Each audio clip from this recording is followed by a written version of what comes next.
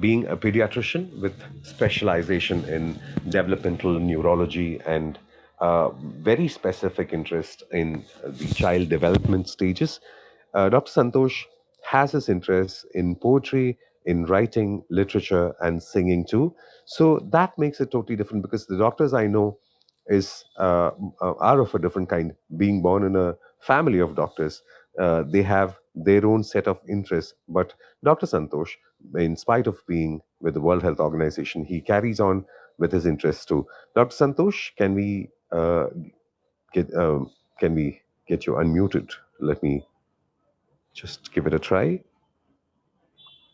Yeah, can you hear me? Yes, yes, I can. It's a real pleasure to invite you to Just Seriously.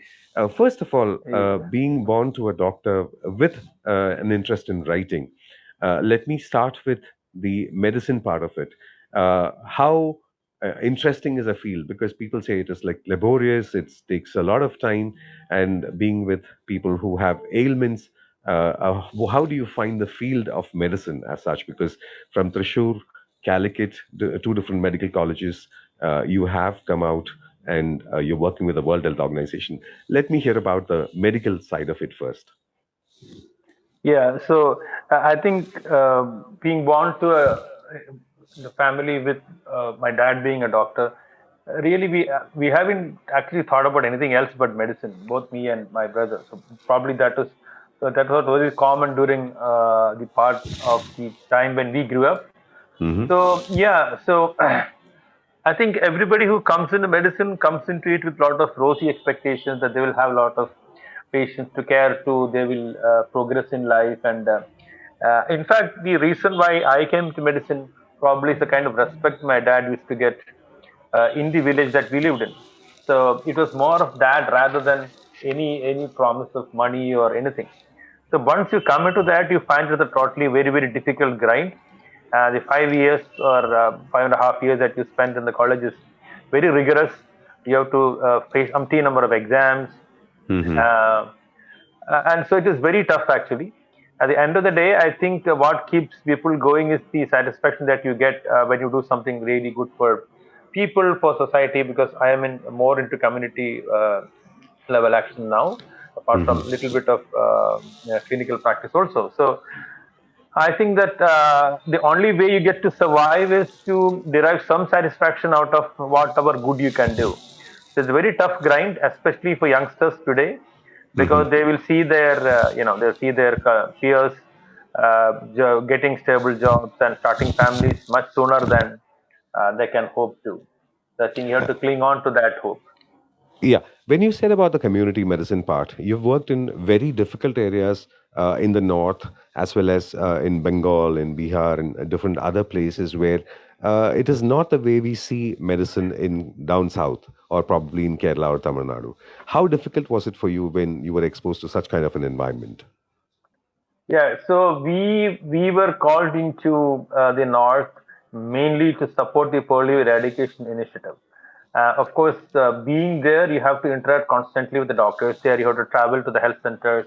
You have to travel to remote villages, stay in some of the blocks, which have very little in terms of material facilities and all that. In fact, I should say that we were taken kicking and screaming to the north because nobody wanted to really get to Bihar and UP and stay for 4 weeks, 5 weeks, and come back again, take 2 weeks rest and again go back. So nobody liked that really, but it actually sort of opened my eyes to what exactly is going on in the country. So it's a very tough area to work in terms of material comforts as well as what you can do to people in terms of health needs also. So to the beginner, for the first time, it will be a culture shock, Hmm. especially going from the developed part of the country to areas in Bihar, in UP, in Bengal, where it is very tough for people to get modern medical care. And especially when we started off in 2005, it was even worse than what it is today. Even Hmm. today, I wouldn't say that they have come up far with the more developed parts of the country.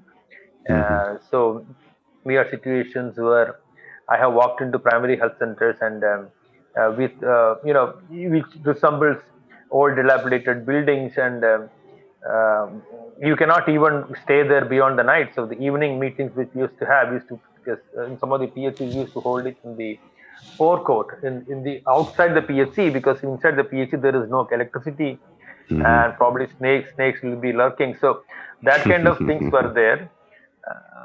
Gradually improved over the past maybe in 10, 15 years. It has improved, but still a long way to go. When it comes to your specific field, the developmental neurology, and one field where the patient you have is will not be able to express what the kind of ailment is, because a child, it's really difficult for a child to explain what he's going through. So, how difficult is pediatrics in developmental neurology as a science? So I do two different kinds of work. One is the public health part where I look at vaccination, immunizations, and other public health activities, which is a major work with the WHO. The other thing which started doing as a purely voluntary effort during the weekends. So Hmm. pediatric specialty as such, of course, that was a very early decision. So it's tough, especially if you are looking at children who are very young, like the newborns, who are barely, less than 1 month old, and even the less than 1 year olds who cannot articulate. But once you get the hang of it, it is not. I wouldn't say it is very tough, because children do communicate even if they can't talk. So, Hmm. and the one good thing about pediatrics is that the moment their illness is cured, they're happy and they smile at you. Oh, Which right. is not something we can say of the adults, because some of them still continue to complain about some totally inconsequential uh, stuff they still have. So in that ways, it is more satisfying many ways. Coming to the developmental neurology part, where I care to children with autism, hyperactivity, etc. So Hmm. that is a little more tougher, because they are not. Some of the children, especially with the autism spectrum, they are not communicative. It's very difficult sometimes to get them to talk to you, even if they are verbal. Some of them are not verbal. So Hmm. it's very tough to communicate, and most communication has happened through the parents, what is happening in their life, and try to understand what is happening in the children's life through the parents' angle. So it's a Hmm. little bit tough. And also, as I said, one of the things about pediatrics is that you get a satisfaction of having made the child smile. In the case of developmental pediatrics, even more tougher, because the children do not realize themselves that they are sick, or Hmm. let's say they are not able to communicate properly. So that joy of practicing pediatrics probably is much less in the case of the children with all these developmental challenges, but it is more satisfying because you get to give some consolation to the parents in terms of information, in terms of intervention that is needed. So because it is a rare, sort of specialty where there are not many practitioners even today, Hmm. even in states like Kerala or Tamil Nadu also, we have less number of people. So that way it Right. is satisfying, but in terms of interacting with children, with the bubbly nature of children, maybe that's a little bit of loss. And now, when it comes to community medicine as well as developmental neurology, one main spectrum of, I wouldn't say interest, but a spectrum of worry, as such as autism. Because very less is understood by parents, or very less is understood by the community about, say, they call it miswiring, or some things which they cannot comprehend. They have cognitive issues, they have the behavioral issues, and a lot of things which people don't understand. And once you hear the name autism spectrum, then it is considered totally incurable and totally unmanageable. And how far, as a doctor, are you able to convince the parents about the possibilities, or what is the amount of recovery, or what is the amount of rehabilitation we can offer such people? Because even schools, they say, okay, you're in the autism spectrum, even if it is a very minor issue, they don't even accept the school, and there are a lot of difficulties like that. So how far we can do as a community to help that? These are two different parts of the question, but still I put it together. Yeah, so the autistic spectrum disorder, as it is used to be called, and now we keep on changing the terminologies. So it's a very difficult issue. It's not even a disease in the strict sense of the word. So it is a type of neurobehavioral spectrum which children fail to communicate properly. So it is basically, they have a problem in social interaction, the problem in communication, and they have a repetitive behavior. These are the three major things that the children face. Hmm. And there are multiple issues, and there is a whole spectrum, starting with children who are completely non-verbal, to children who are actually very verbal, very intelligent, and sometimes very good at certain specific skill sets, what we used to call as sevens or sevens ability. Now we call it high functioning autism. So those children, for example, may be able to be completely tell you all the names of the different cars that they see on the road without any failure. So this is a spectrum of children, and on the other hand, there are children who are completely non-verbal, who are continuously making unable to communicate properly and making some meaningless noises, and generally not ready to come to any social gathering. They don't Mm-hmm. want to attend any marriage. They don't want to attend any new. They don't want to go to anybody's house. So the whole spectrum of things. So each child is a different challenge, and each parent is a different challenge. So we Mm-hmm. have very perceptive parents who can actually find out what exactly the child is trying to tell them.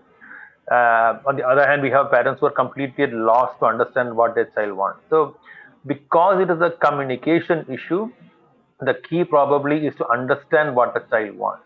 So I always tell my parents sometimes when the children have repeat behaviors which they think is not quote unquote normal. I said that, see, imagine that you are kidnapped from your house and taken to a country like Germany or Russia, but you don't have any language, you don't know the language. What? How will Mm-hmm. you try to communicate? How did you communicate? You want some glass of water? You try to do it by action. So in Mm-hmm. case of autism, even that facility is not available to those children. They're unable to communicate even non-verbally. So what will you do? You will pull at your hair? Exactly. So that is what they are doing. Some children, when they try to communicate, they're unable to get through to you. So they then try all they then exhibit all the kind of frustrating mannerisms which you think is a mannerism, but actually for them it is a way of communicating. So the moment Mm-hmm. you understand what is the problem, what is he trying to convey, it becomes much more easier. So it's Mm-hmm. a very tough thing. Actually, a lot of the parents who children with autism spectrum, they have learned it the hard way. They have actually learned how to communicate, how to behave with their children, how to take them out, and all those things. So the therapies that we offer in the evidence-based medicine, the occupational therapies, who tries to train them in the activities of daily living, which everyone picks up on the way. So one of the things with autistic children is they are unable to imitate. The imitative play, for instance, totally absent. So you would see that the 3-year-old, average 4-year-old will imitate the car driver, they will imitate the vegetable vendor, they will imitate the fisherman. But these children are unable to imitate, which also means they cannot imitate the way people speak. They cannot imitate the way they dress themselves, they eat themselves. This is to be taught. So one of the things occupational therapists who work with children do is to train them for activities of daily living. And of course, another there are a whole spectrum of therapists like psychologists who work on their reward mechanisms, how they can inhibit the behavior which are not productive to better behaviors. We have speech therapists who try to improve their speech output. There is a Mm-hmm. whole all these 3 to 4 therapists, and the pediatrician's role is to coordinate these activities, monitor them, suit it to the level of the child, and also communicate to the parents. So he's a patient manager, he's a diagnostician, and he's also a sort of half therapist. So the doctor pediatrician has a role in all these areas. So yeah.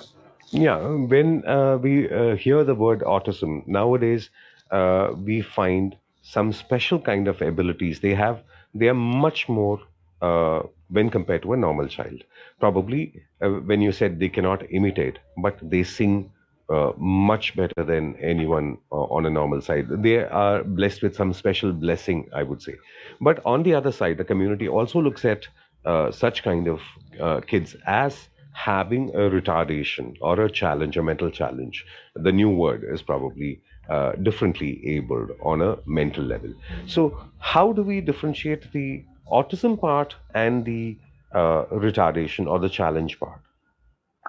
Yeah, so this is one of the things which we find it, let's say, that difficult to tell parents, because the ability that you speak of, we used to be called as savant, now it is called high functioning autism.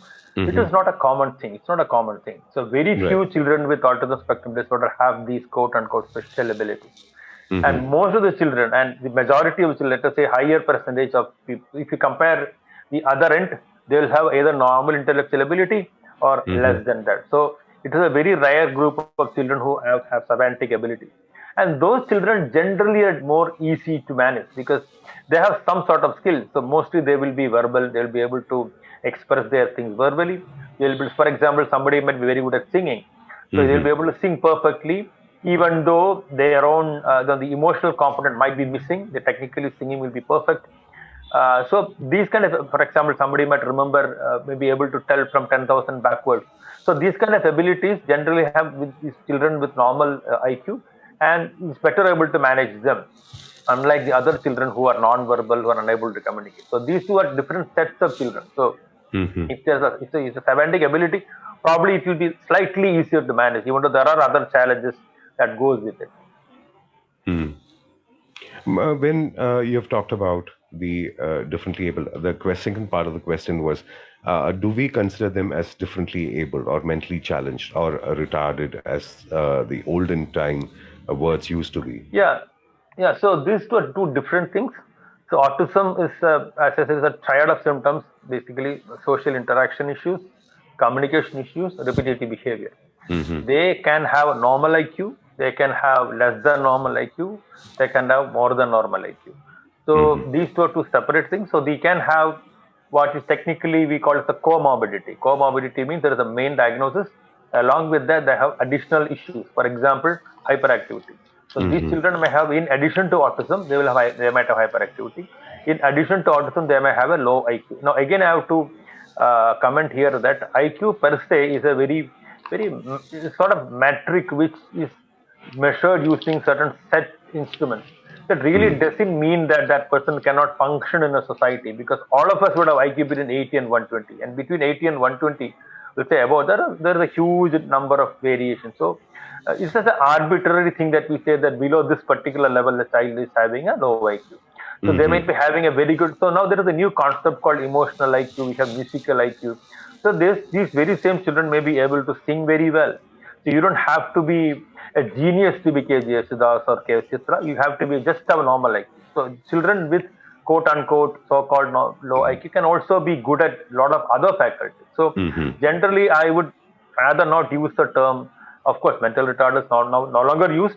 Yeah. uh, General terminology is cognitive in cognitive deficit or cognitive impairment, which is the general European terminology, cognitive impairment. Mm-hmm. So we no longer use. So autism spectrum disorder can have normal cognition, less than normal IQ, or more than normal IQ. So maybe the high IQ also they can have high function. So it can be a spectrum in that sense also. So they are not really. These were two different things. So being having cognitive ability versus the autism spectrum is totally different, two different things. Yeah, that really takes into a whole lot of questions in our mind. And in between, let me also take this opportunity before I shift the questions to a different aspect of it, because when I introduced you as a doctor with a whole set of different interests. Now, I'd like to welcome Fanaiki, Sita Gopal, Srijesh Srivalsam, Kabir, Sunil Bharadwaj, uh, VH, Nidish, Semi, Sindhu, Kanimuri, Nitya Gopi, Alisha, Rachita, Sakshi, Anu Kurian, Priya, Bhagyalakshmi, Jayan Thomas, Sujay Vishwanath, and every people whom I've missed out in between. I would also want to go into a different aspect of your set of interests. You are an amazing writer, especially with the whole series on the web version of Madhubhumi, the stories about legends and the way you write stories. Probably with close interaction, I also know that it comes from your dad, who used to write in a totally different way. And I think there is a glitch, but we'll have Santosh back in between. I would like to say that in another 10 minutes' time, you do have an opportunity to raise your hand and come and interact with Dr. Santosh so that you can ask your questions. Coming to that interest of writing, about your Yeah. father's writing and your writing, the way you write, it does not actually portray you as a doctor, but a person who has a whole vivid imagination. That's a rare combination, because doctors usually have a whole lot of things to study, update themselves with, and they don't find time to write. But you're a very active social media writer as well as a published author. We'd like to know about the writing part of you, Dr. Santosh. Yeah. So My father used to write, but unfortunately, when he was alive, he couldn't publish anything. And he, as you mentioned, he was a busy practitioner who couldn't find time to sit down and write. But whatever he used to write, and he was a voracious reader. So what put the thought of writing into us is the kind of reading that we did as children. So we had a small public library in our village in Ullur, Panchayat library, and I think we have devoured the entire library, Hmm. almost entire, including I used to read non-fiction also. So there was whole biographies of big people. I mean, whatever we could get hands on. So the moment you get attracted to reading, then you start thinking, why can't I also write like this? So I started writing quite young, even though I wouldn't call it by that name, like writer. I think I wrote my first sort of long story when I was in eighth standard. Hmm. Of course, the only audience was my dad and my brother and my mother, who was read the stories to. So even today, I don't consider myself as an author. I can write some things which some people like, some people don't like. So yeah, so, so Well, imagine. I I would say think that's purely subjective because I find it so very interesting. The stories of legends, Nava Idihya which you have started writing, that really gives a different insight, and all the kind of replies you get, I see on the social media, is so very interesting that yeah, I have to call you a writer. yeah. Okay. So Navaidishamala is a sort of thing which I don't know, the non-Malayalis in the audience may not recognize it. So Aidishamala, or for better name English, you can call it the The folklore what do you legends. call it? Yeah, folklores related to temples and these are stories which happened in the Middle Age, embellished with dollops of imagination and mystical thinking and magical realism, if you would like. So this is a collection of stories published in 1903. The author was a person called Kottarathil Shankunni. So this Shangni. is a whole collection of hundreds of stories. Some of them about elephants, some of them about temples, some of them about prominent people. As I said, embellished with dollops of imagination and magical realism. So I used to read this to my children. So when it ended, and I read it two, three, four times. Whenever it ended, I felt like we should have more of these kind of stories. And I searched for other stories similar to that. I bought two or three books, Vadakan Aidikhamala, but it was not exactly in the same genre or same quality as the original one. So I thought, why don't we write something? So I imagine a completely imaginary temple and completely imaginary set of characters happening. The even the period of the story is very very nebulous. So some of the stories happening in distant past, some happening in the not so distant future. So that is how I started writing that, and I wrote six. I had promised 10 to Madhurabhumi, but I could write only six. I should write more probably and try to publish it. So it is a wholly imaginary world. A lot of people liked it because I think because they liked the original ID Kemal and they could relate that to that. So probably Mm-hmm. I think credit should go to Shangundi than me. So yeah. So the other things which I write, which I wrote recently, which is the recreation of the what the recreation of the old Puranas. I wrote it years back, much before Amish Tripathi was ever on the scene. My Mm-hmm. inspiration in that is M.T. Vasudevan Nair, who wrote Mm-hmm. Randamulam, and Balakrishnan, who wrote Ininyan Urangate. So those two Malayalam novels, which are creative interpretations of the Purana, those were the inspiration for me to write my own inspired episodes from the Mahabharata or Ramayana. So I written Mm-hmm. six or seven. I haven't published any, Mm-hmm. so hopefully, may be able to publish later on. Now, as a published author, mainly into poetry, and that too multilingual, you write in different languages. So, really, being a doctor, always pestered with ailments and problems, and when you're into community medicine, travel. How far does writing help you in relieving that stress, or do you take it as a stress relief, or do you take it as a separate interest in yourself? Yeah, it is a sort of stress, definitely sort of stress relief because I would say that writing a good to our own mind. So poetry, as you mentioned, but my only published work is a collection of English poetry, which was written as a response to a sort of a 21-day challenge. Some of them written earlier, some of them written during those 21 days. Hmm. So I think writing something and completing it, whether it's short story or poetry, It is like a stress relief, just as it's a stress relief to cook something and it tastes very good. So I also do cooking as a stress relief sometimes, and writing also. And regarding languages, Malayalam, of course, my mother tongue, English because I'm comfortable with that language. Tamil I started to write once I shifted to Tamil Nadu in 2005. I had learned Tamil when I was in fourth standard from my dad. When since I went there, I sort of brushed up my Tamil knowledge, and I can write a little bit in Tamil. I need Google to write Tamil, and I need some corrections also. Again, depending on Google and some of my editors, but generally, I'm able to write in some of the imageries and some of the themes sound and read better in Tamil than any other language. So that is something which I found. So even if I translate my own poetry from Malayalam to Tamil, the imageries are different. So I think it has a lot to do with subcultures and lived in experiences which are slightly different between the two states. So I tend to even when I translate even my own work into both languages, I tend to change some of those words, change some of the imageries. From English also, when I translate to Tamil, it is like a little bit different. So yeah.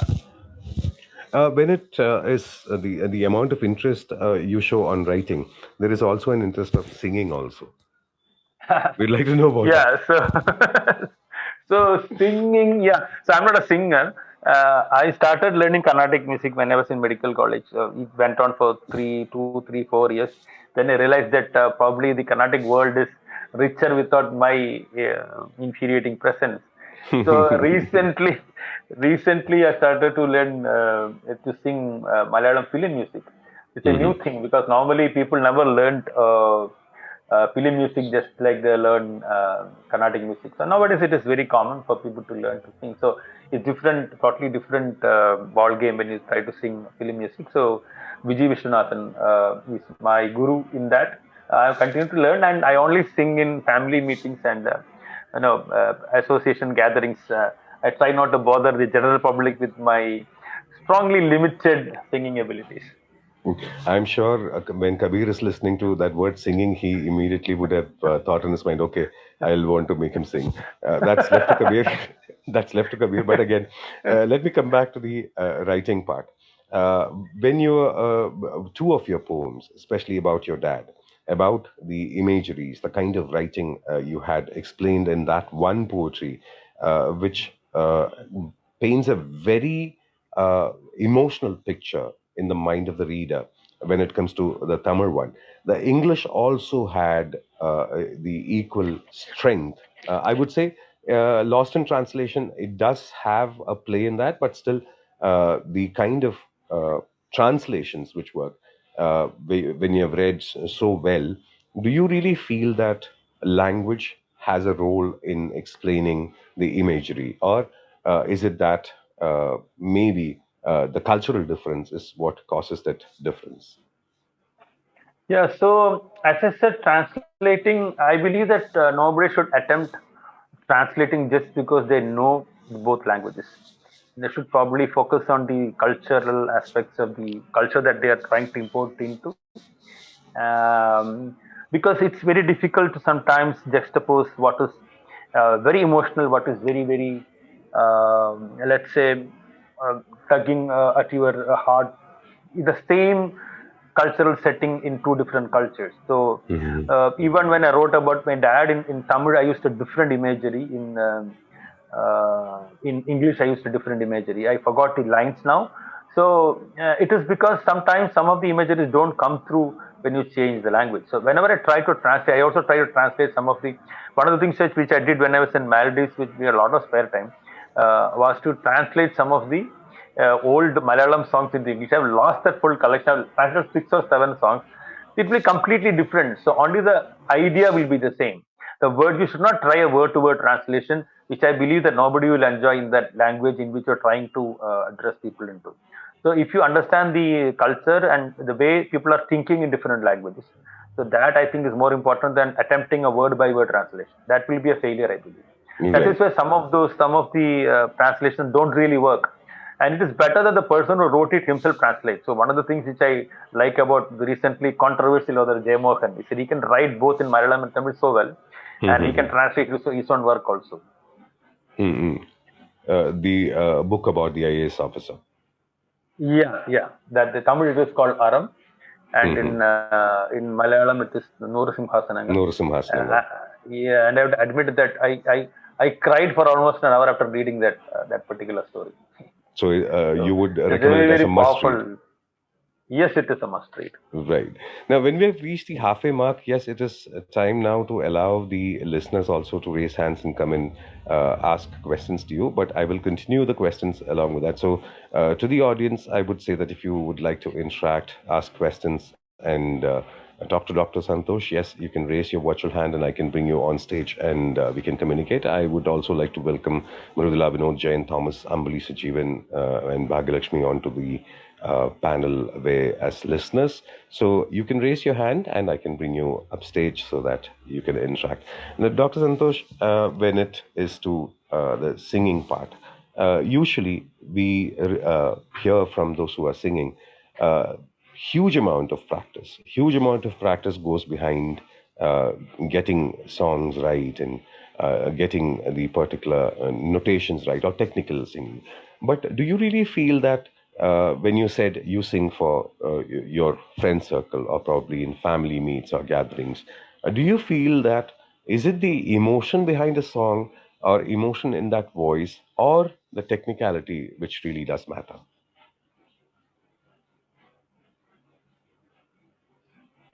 Yeah, I think there is a small glitch. Yes, we'll have Dr. Santosh. Yeah, we have them back Yeah, again. yeah, yeah. It's going on. Yeah. Hmm. So I Still was talking asking about whether, practicing. yeah, the Yeah, yeah. practice So part, the emotional part, because the emotion in the singing or probably emotion in the voice, does it have an impact or is it the technical side which really matters? I think probably Kriss, you are a better singer than me, but yeah. So I'm more into my voicing than yeah, singing. okay. So my guru, it is Vijay Vishwanath, she always emphasizes the lyric and the expression. So I Mhm. think Malayalis also give a lot of importance to expression because if you remember, they call Jayachandran Bhava Gayagan because he can Mhm. express so well. And they don't give that epithet to the most prolific singer of their time, Yeshudas. They give it to Jayachandran probably because they think that he expresses much better than many other singers. So yeah, so I think at least in my teacher, she always emphasizes that expression should come out. You cannot, for example, learning the song Ilayanila. If you think that this is a romantic song with so much colors of romance, you cannot sing it like Ilayanila. You cannot sing it like that. You have to sing it with all your heart and all with romance in your voice. So it is expression. Half of it is, of course, technique, and maybe another half. I don't know how many halves is, of course, that he'll have a good voice like you have. Oh. So I have 10%, 10% of each, so that would make one third of a singer. Right.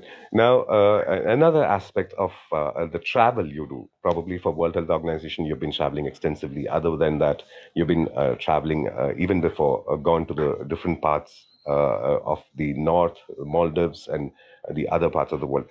How far does the setting of a place inspires a doctor, a writer, and a singer?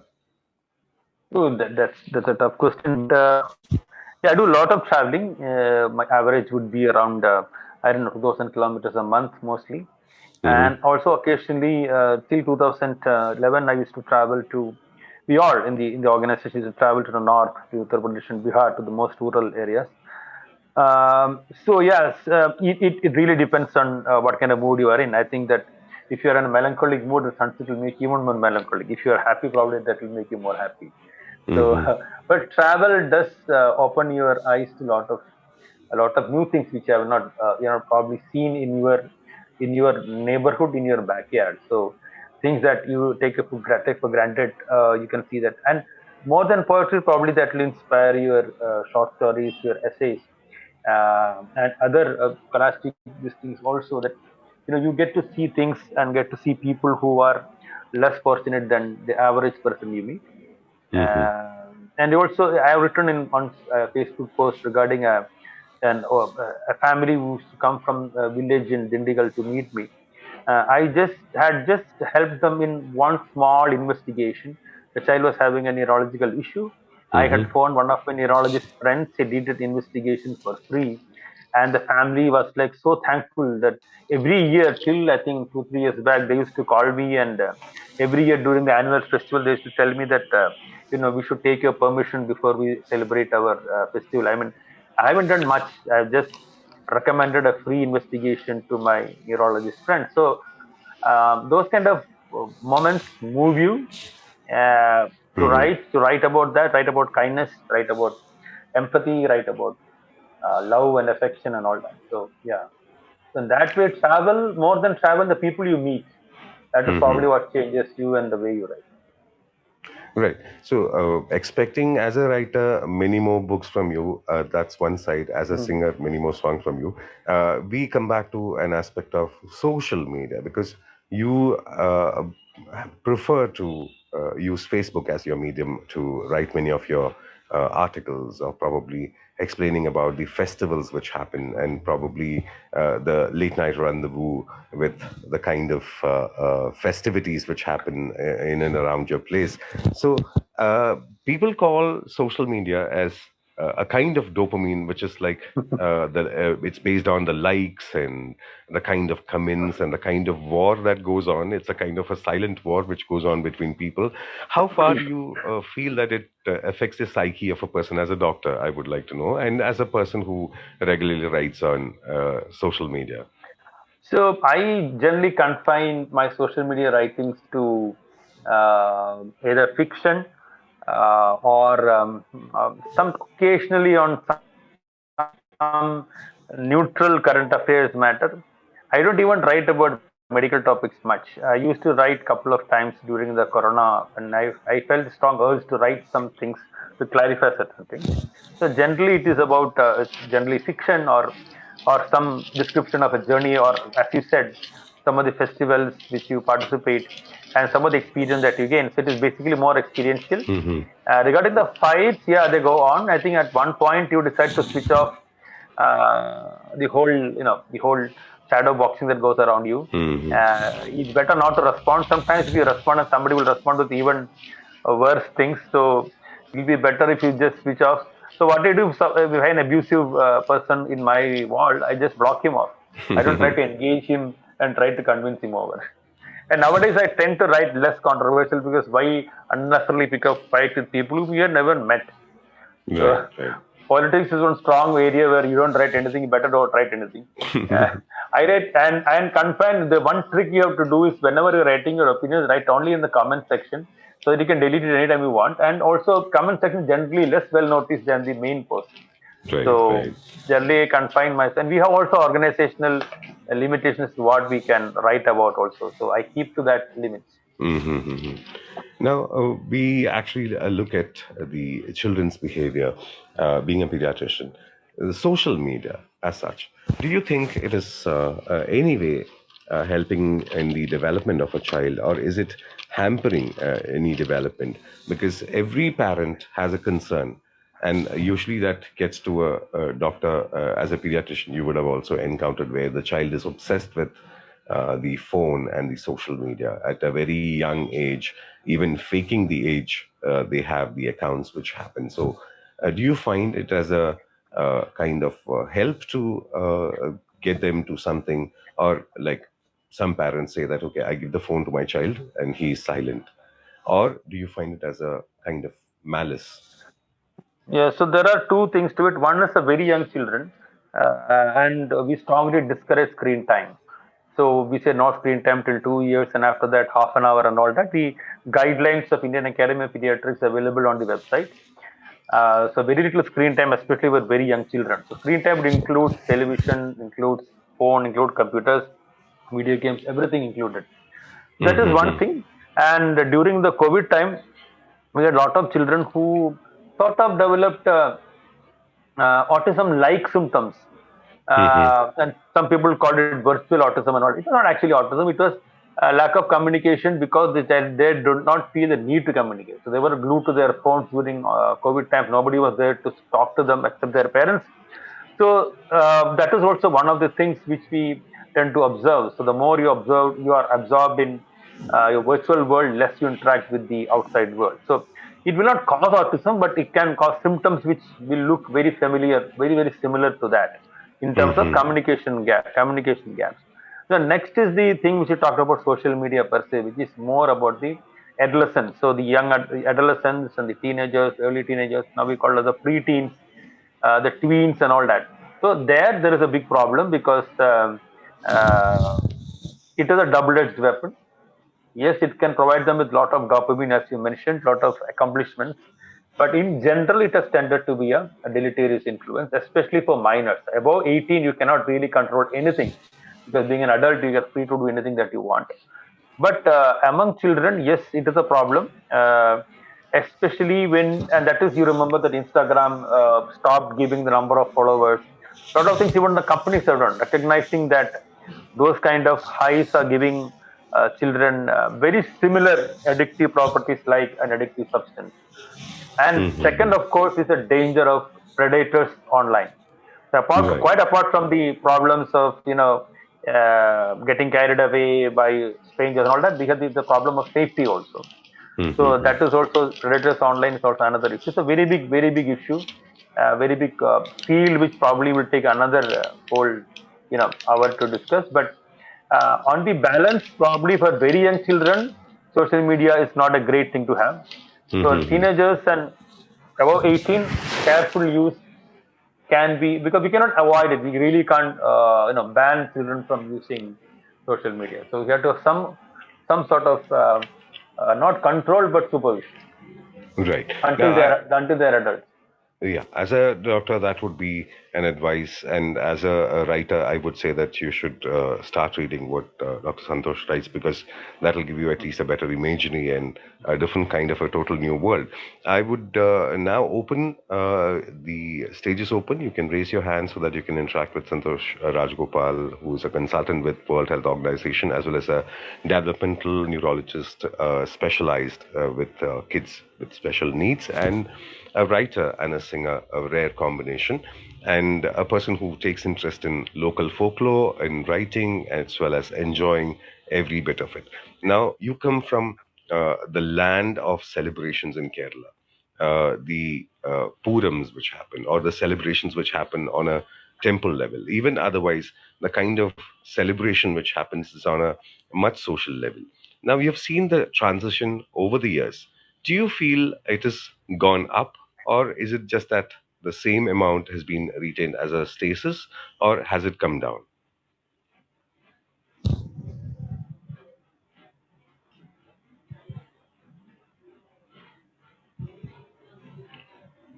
I, I think we have a small glitch. We'll have Dr. Santosh back again. In between, I would like to remind that if you want to interact, yes, all you have to do is raise your virtual hand so that you can talk to Dr. Santosh. Yes, coming back to you.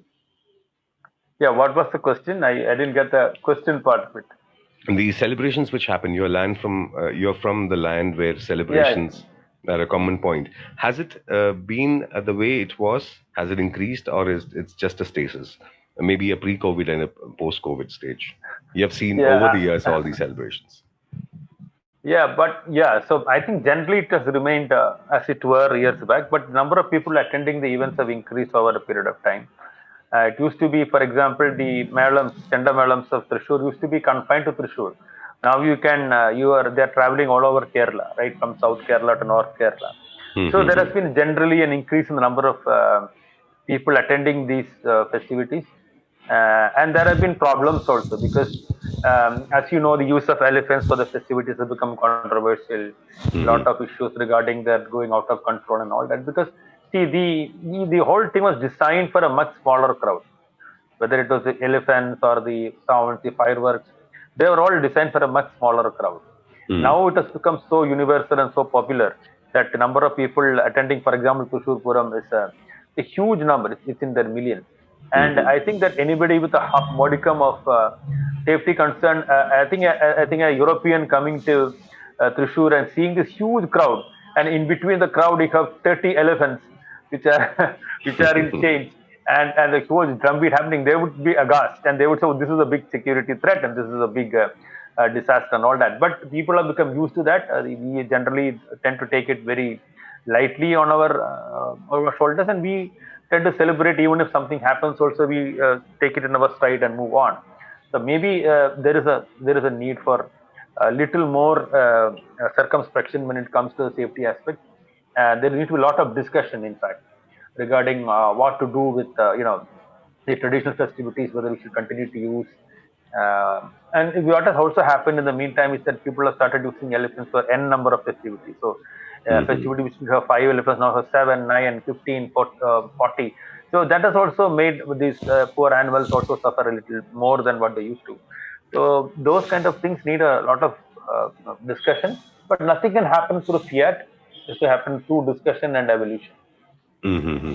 Recently, the social media, it puts a scare that elephants are harmful, or humans, they are intervening with their lives, and that has created a lot of issues. The Nuvara Perahara, which happened in Sri Lanka, where many times the elephants go wild. There are temple festivities where the temple elephant has gone wild. Maybe the Mysore case where the elephant attacked the person. There are a lot of cases where the animal attack has been highlighted, and that becomes the whole topic of scare with the social media, or probably the WhatsApp University, which spreads stories about how wrong it is. Being a person who have been following these festivities, and as a doctor, is it a kind of a mass psychosis or a kind of a fear that is created just through social media, or is it a real fact? Yeah, I think it's. I mean, the accidents which happen are real, and the concerns are also real. So that's why I said, because these festivities have been designed with very smaller crowd in mind, Mm-hmm. probably one fifth of what's currently attending. Number one. So and number two, it is now becoming very difficult to get the right kind of people to control the animals also. So very controversial topic. So as I said, people need to discuss it among themselves as to what is the best way forward. Till that time that people decide something else. So because now we have the robotic elephants also, so which definitely won't run amok unless somebody puts a virus into the computer. So I think alternatives are emerging, but people need to look at it with an open mind, not force anybody. But I think gradually we should move towards safer observation of these festivals, because otherwise the festivals themselves will become a challenge to a threat to them being held at all. So probably we need to look at it and open. Don't close your eyes and say no, I will continue to use elephants. Don't close your eyes and say no, we cannot use elephants. They are wild animals. So we have to go via media and try to find ways to go around that. So I'm not an expert in veterinary medicine so far, so I cannot fully comment on that. My interest is purely based on, because I'm a big aficionado of the Malam, and I also studied Chanda for some time, both me Hmm. and my brother. So yeah, so that way we are interested. Right. Now, as a doctor, as a parent of two sons, and as a person who is a writer, as a person who pursues singing, as a doctor with varied interests, your advice to the parents as well as kids, how to look at life, because your experience really speaks with varied interest and the kind of writing and the kind of legacy you follow. So, your advice to parents as well as kids, how to look at life.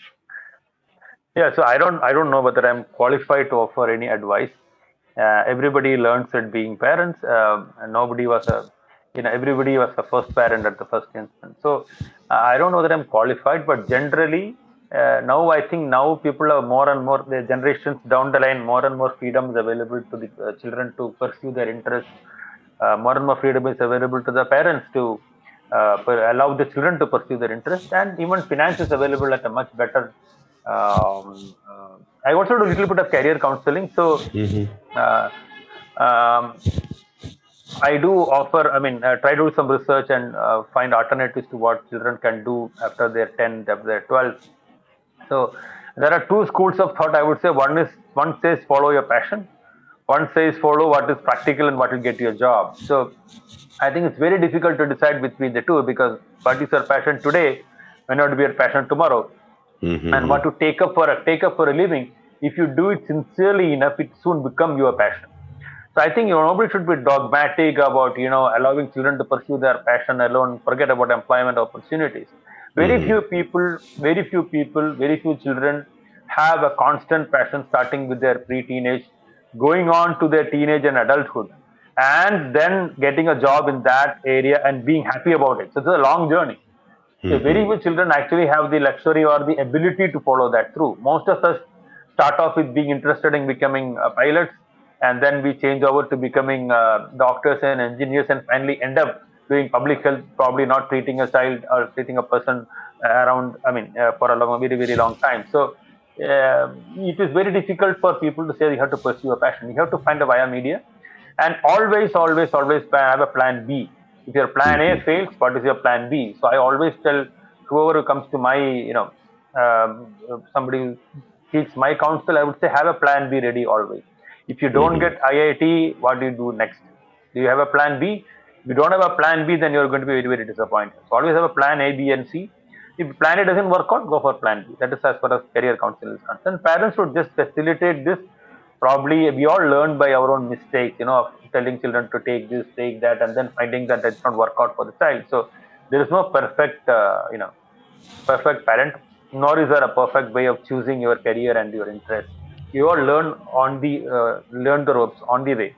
So better to, uh, you know, don't be too specific, especially at very early age. So I would say don't take nanotechnology for your bachelors. So some very very very broad principles which I follow when I talk to children who are getting advice from me. So don't be too very very specific.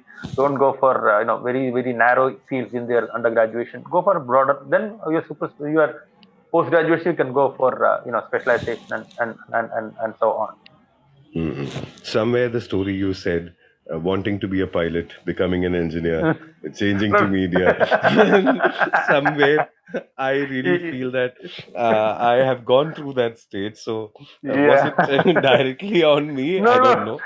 No, it was not. No, it was not. I was just So making it up.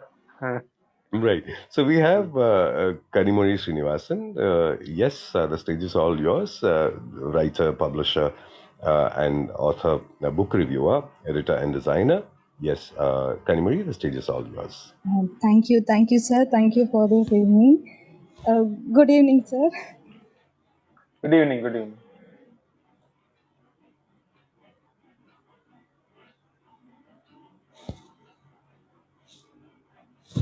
Yeah, I think is there a glitch? Or I don't know. I can't hear her. Am I audible? Yeah, now yes, you you're are. audible. Yes, you are. Yeah. Okay. First of all, sir, I need to thank you for the poetry about. Again, there is a glitch. Can you check unmuting or probably?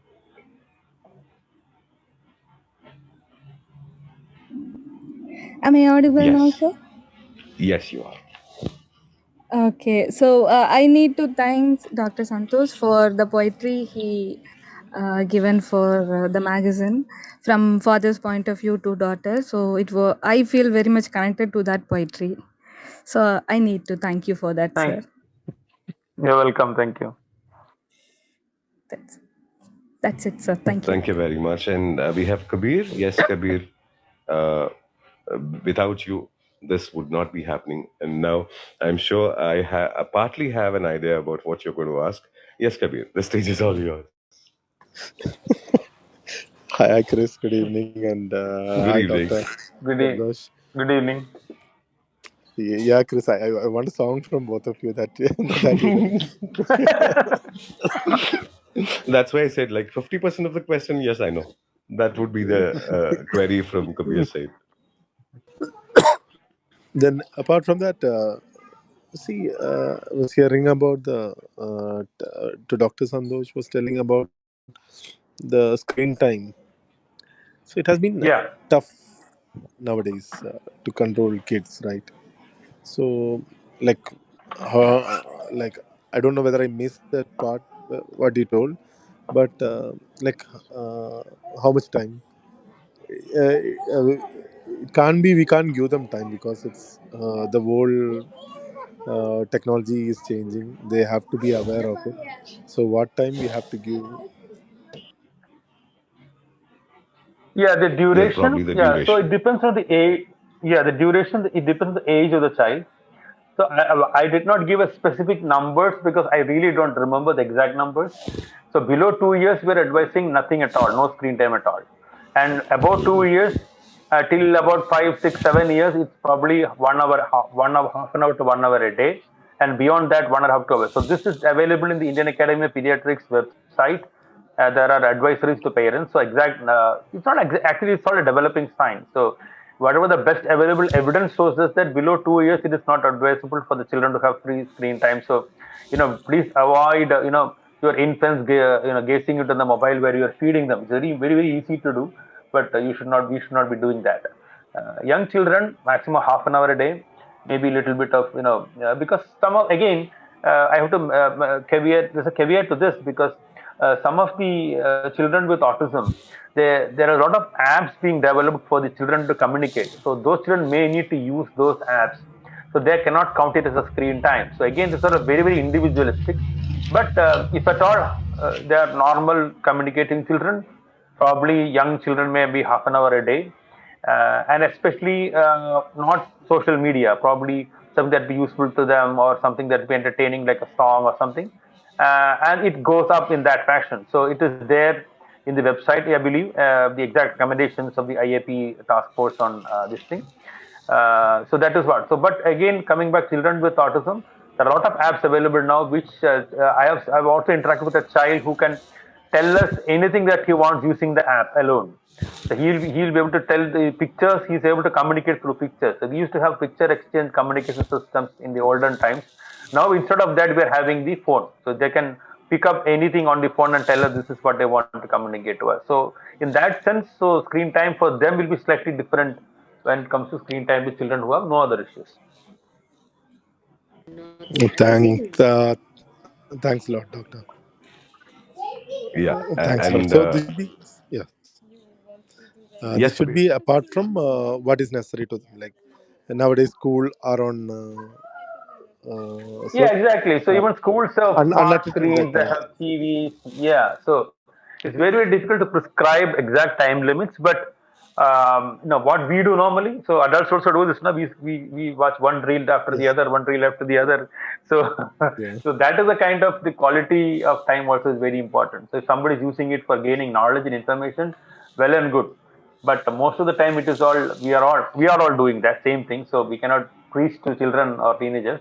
But yeah, so that is the thing that you probably should. The quality is also important. Okay, doctor. Thanks a lot.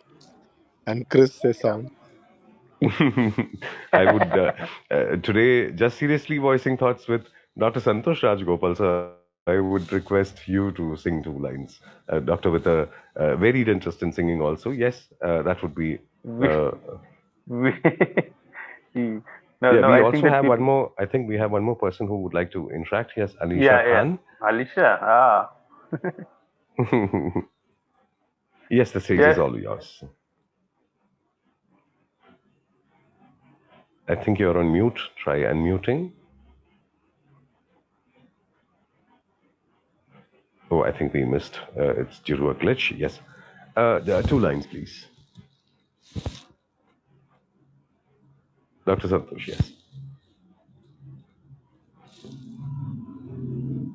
Yeah. Ah. The 2 lines of a song. That's a regular Kabir's wish. Yes, we have Alicia back again. Yes. Yes, I'll just add you to the stage. Yes. The stage is all yours.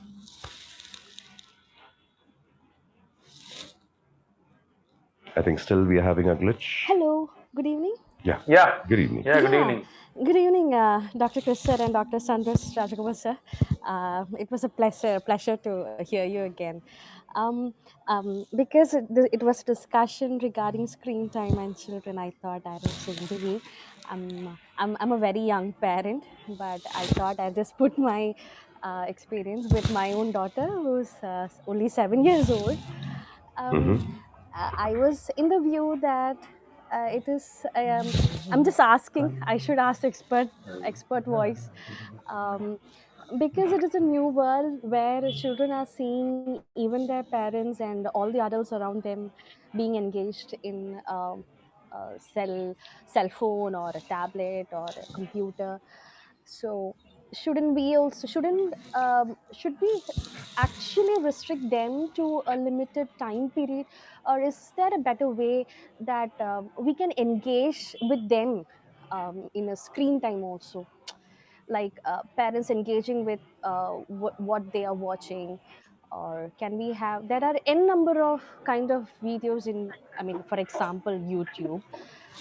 I used to take some quiz scientific or some other music session or science section, and we sit together and watch and interact.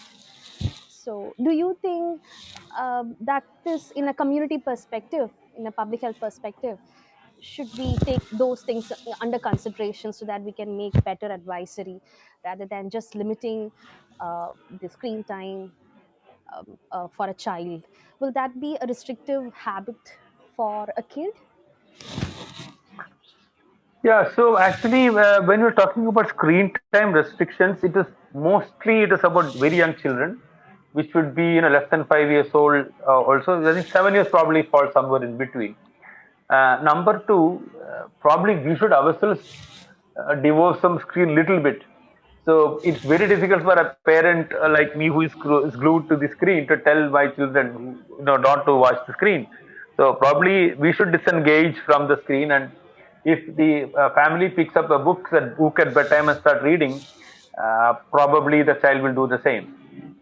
Because again, we are in very uncharted territory. So we really don't know if a 4-year-old or 5-year-old start using the screen and YouTube, what is going to happen to his intellectual development, cognition, all those stuff down the line, because this is a very, very young phenomenon. So probably we should always err on the side of caution. So what I was mentioning was that there should definitely be an upper limit. Number one. Number two, as you said, even when they're using the screen, probably till they're adults, because we cannot really control adult behavior.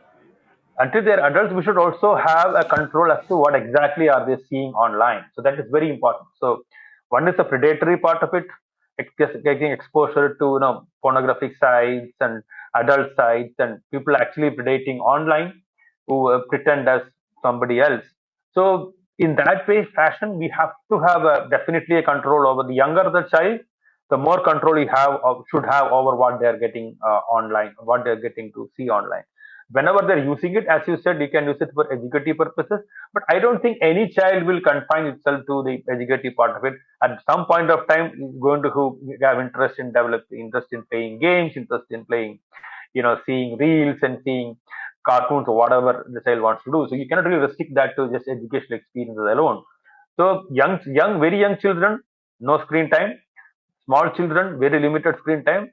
Pre-teens and teens, limited with adult supervision. Above 18, of course, we all have to adhere to some basic etiquette of not using screen time too much. So that is something which is in the larger societal interest.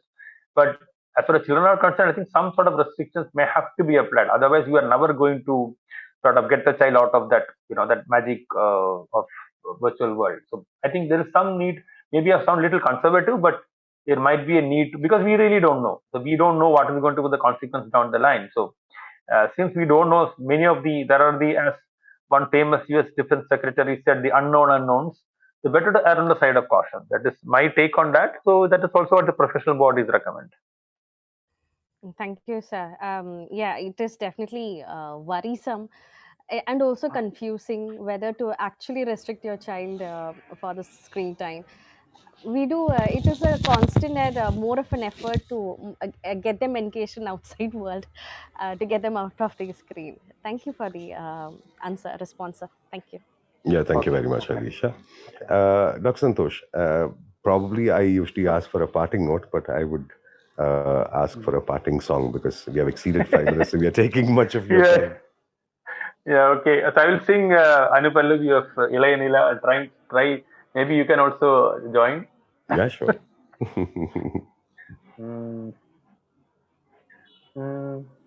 வரும் வழியில் பனிமழையில் பருவநிலா தினம் நனையும் முகிலெடுத்து முகம் துடைத்து பிடியும் வரை நடைபழகும் வரும் வழியில் பனிமழையில் பருவநிலா தினம் நனையும் முகிலெடுத்து முகம் துடைத்து பிடியும் வரை நடைபழகும் வானவீதியில் மேக ஊர்வலம் காணும் போதிலே ஆறுதல் தரும் பருவமகள் விழிகளிலே கனவு வரும் இளைய நிலா பொழிகிறதே பொழிகிறதே இதயம் உலகிலே வரை நனைகிறதே. நனைகிறதே. Thank you.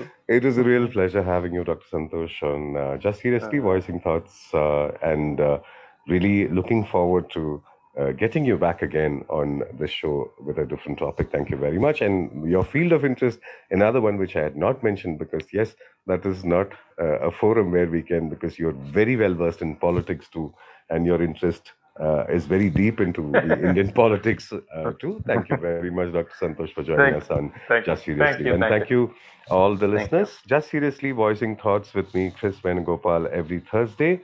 We have every week we have somebody special like we have today. So looking forward to seeing you all again next week, same time. Thank you very much and good night.